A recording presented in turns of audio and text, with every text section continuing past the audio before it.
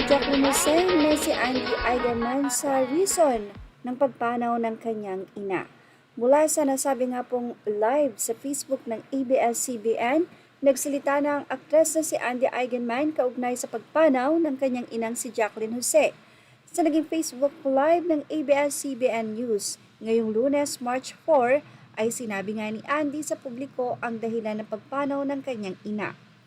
I announced the untimely passing of my nanay, Mary Jane Gok, better known as Jacqueline Jose, at the age of 60 on the morning of March 2, 2024 due to myocardial infarction or heart attack, said ni Andy.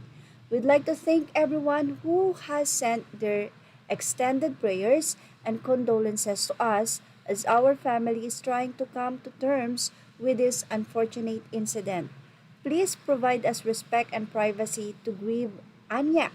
Dagdag pa nga ni Andy, umaasa raw siyang sa pagsasalita niyang ito ay hindi mabahira ng anumang espekulasyon ang nangyari sa kanyang ina. Matatanda ang nauna na ngang kinumpirma ng management ni Jacqueline ang PPL ang kanyang pagpanaw matapos lumabas sa mga pahayagan ng mga ulat hinggil dito.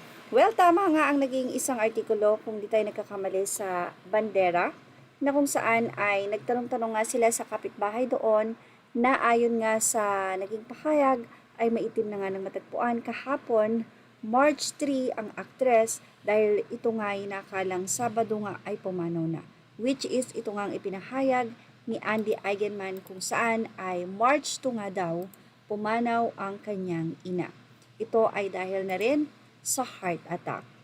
At dahil nga nagsalita na si Andy Eigenman, inaasahan niya na wala nang lalabas na ano pa mang impormasyon maliban sa kanyang inihayag na huwag mabahiran ng anumang issue ang pagpanaw ng kanyang ina.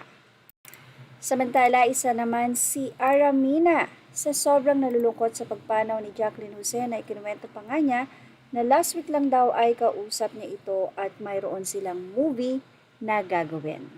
Ayon kay Ara, sobrang nagulat siya sa sudden death ng nasabing magaling na aktres. At yan ang ating Miss Lee Vlog latest update. Thank you for watching. Images are all credit to the rightful owners.